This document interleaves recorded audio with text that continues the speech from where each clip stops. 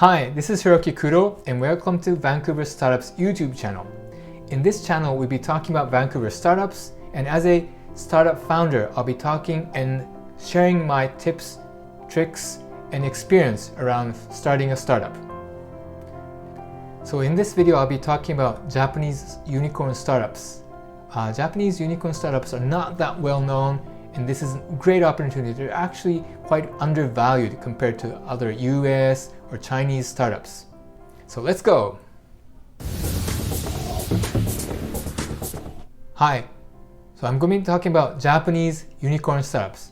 Before I talk about that, I want to talk about what unicorns are, and then I'll list up unicorns that exist in 2022 at this moment. This is February 5th right now, so I'll be talking about that. And at the very end of the video, I'll be talking about the sources news sources that you can go and watch and read so that you can understand more about what's going on in the Japanese startup scene.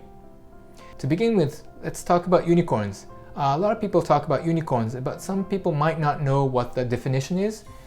So a unicorn is a company that is valued over $1 billion US. So because they used to be very rare, they were called unicorns, but nowadays the unicorns are not that rare. There's another concept called Decacorns, which is 10 times as a unicorn. Deca as in 10. So a Decacorn is 10 billion in company valuation. So I've talked about Vancouver unicorns in another video, so if you're interested, watch that video. But here we're going to talk about the unicorns in Japan. So altogether we have 6 unicorns in Japan. So number 1, we have Liquid.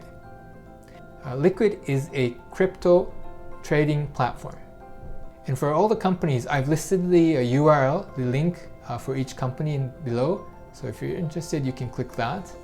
So number 2 is Preferred Network. Preferred Network is a AI sort of company. They have applications of their AI and technology to all sorts of industries.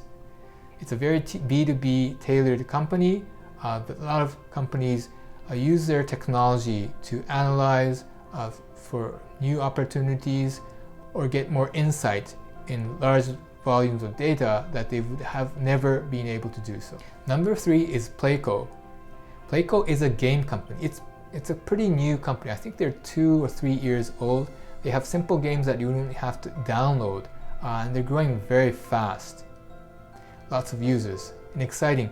The founders are well experienced. That's also why they're growing fast and they're getting so much interest in investors. So if you're a gamer, check out their games. Number 4 is SmartNews. So SmartNews is a media. It's a curation media.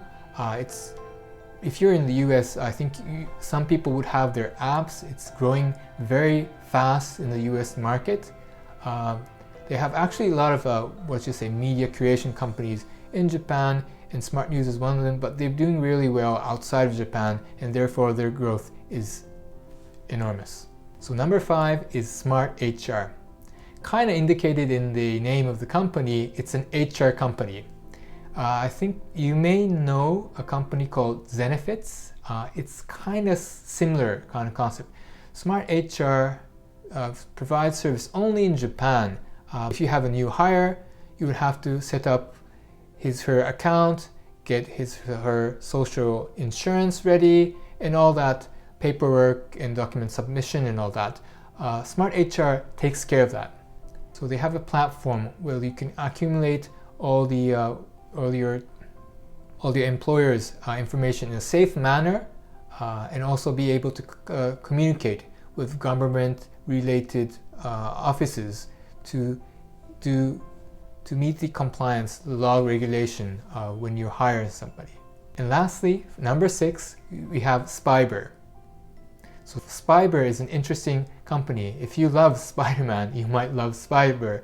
But Spiber uses the material of a spider web thread and uses that protein to create really strong material that you can use in all kinds of applications, in clothing or creating industrial products. It's really cool that they're learning from spiders of how to create that sort of very strong protein and be able to industrially produce that. So there's a lot of Japanese startups, but usually they're very undervalued.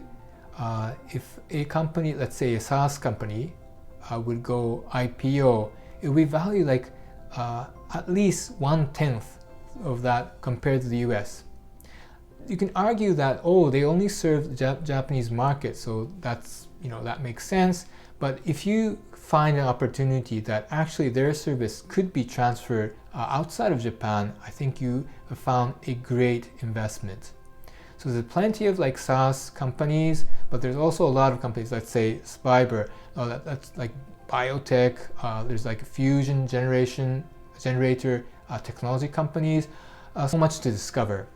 A wonderful news source to find and keep track of Japanese startups is Bridge.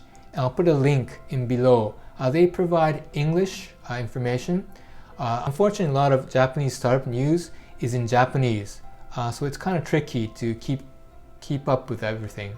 But Bridge provides English information as well, and they also cover very small, like what you say, early stage startups as well. So that would be pretty interesting. Another way to keep up with startups is to look at the VCs. There's lots of VCs in Japan. I'll be putting links below as well. But looking at their portfolio, you can kind of understand what's going on in Japan. And maybe there'd be an interesting opportunity among them.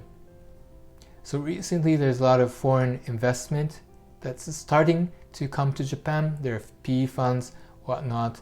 I hope this trend gets even stronger, so it will even strongly support the Japanese startup ecosystem.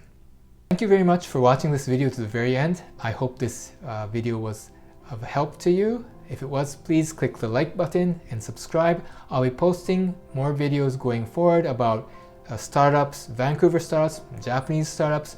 Also, as a startup founder, I'll be talking about my experience as a founder, tips and tricks that would help your startup going forward.